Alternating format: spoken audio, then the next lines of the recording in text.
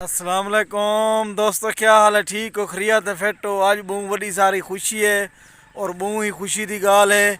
और मैं तो जिशान मैंने पैसे इकट्ठे और क्या खुशी है। इतना तो को कैंसर दसेंदे ना डास सकूँ थी वेन के बराह रास्त इन्हें को दिखे कि जिशान सही में हुन जुल्लू इजाज़ लेट्स गो।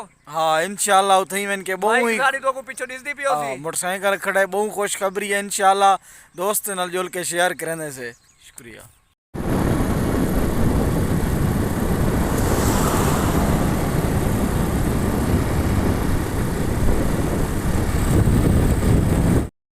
जी दोस्तों अस्सलाम वालेकुम। असा छोटी जरीन शहर इन थी गए थे बैंक वेंदे पैसे तो सब कने बड़ी खुशी है कि साड़ी जी अर्निंग वगैरह है चैनल दी वो आ गई है जुल के बैंक दे तो आपको दिखी से कि साड़ी कितना अर्निंग है, क्या सूरत हाल है। तुसा सारे नाल रहने और तो आपको सब पूरी वीडियो दिखे से ते बैंक दे जुलते पैसे हों बैंक।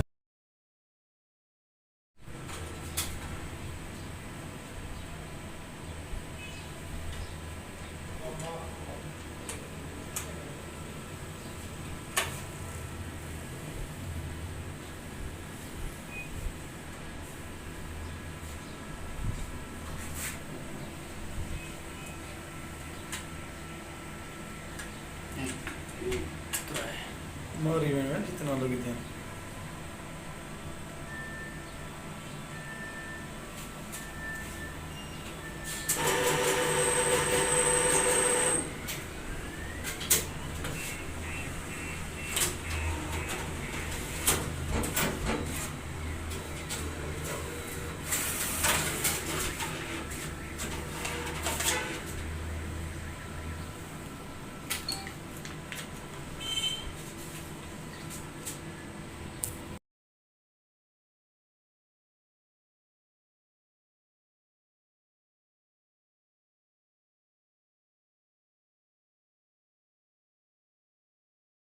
जी दोस्तों रे पहुँचो असा उतो बैंक ने थी के होनी चाहिए ऐसे शॉपिंग करने पैसे कपड़े गिनते से।